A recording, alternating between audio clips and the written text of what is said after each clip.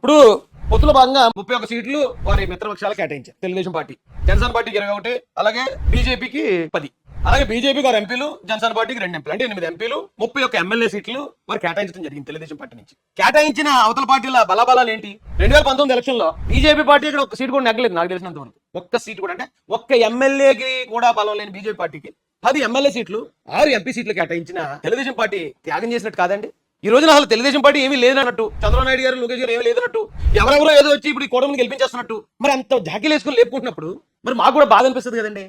అరే ఈయన మంచివాళ్ళు, ఒకవేళ వాళ్ళ గొప్పలు చెప్పుకోలేరు, వాళ్ళ పర్లేదు అందరూ మనవాళ్ళే అని వాళ్ళు నమ్ముతున్నప్పుడు వాళ్ళని డిఫేమ్ చేసేస్తూ వాళ్ళ ఆ గీత పక్కన పెద్ద గీత గీసేసుకుంటూ మరి అలా చేస్తుంటే మాకు బాధ అనిపిస్తుంది కదండి. ఆ బాధలో ఏదో సరదాగా చెప్పడం ఇది. మీరేమో దీన్ని సీరియస్ తీసుకుని రాజేష్ మహాజన్ అలా అనుకోకండి. రాజేష్ మహాజన్ అని కూడా ఏదైనా పార్టీలో ఉంటే, ఏదైనా వ్యక్తిని నమ్మితే ఇక సర్వస్వం అటు నిలబడతాడు అంతే.